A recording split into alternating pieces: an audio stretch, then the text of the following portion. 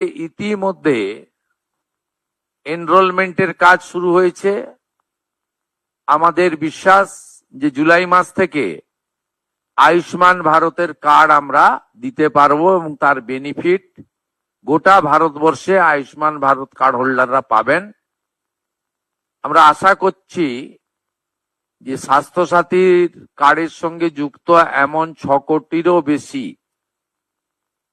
আমরা যারা card holder তাদেরকে আয়ুষ্মান ভারতে এক্ষুনি নিয়ে যেতে পারবো। পরে পরে এই সংখ্যা আরো বৃদ্ধি পাবে এবং যারা নতুন করে আয়ুষ্মান ভারতে যুক্ত হতে চান, স্বাস্থ্যসাথীতে যুক্ত হননি, তাদের ক্ষেত্রেও অপরচুনিটি থাকছে।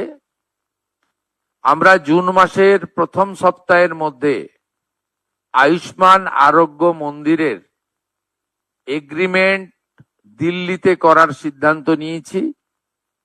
সেখানে পশ্চিমবঙ্গ সরকার এবং ভারত সরকার মন্ত্রী স্তরে, আধিকারিক স্তরে উপস্থিতিতে একটি ইভেন্টের মাধ্যমে বা একটি ছোট্ট অনুষ্ঠানের মাধ্যমে আমরা এটা করব। কারণ আয়ুষ্মান আরোগ্য মন্দিরের বেনিফিট শুধু পশ্চিমবঙ্গে থাকা স্থায়ী বাসিন্দারা নন, প্রায় 1 কোটির কাছাকাছি পশ্চিমবঙ্গের স্থায়ী বাসিন্দা কর্মসূত্রে পেটের টানে বাইরের রাজ্যে আছেন বা এডুকেশন নেওয়ার জন্য বাইরের রাজ্যে আছেন, তারাও এই সুযোগ পাবেন গোটা দেশব্যাপী।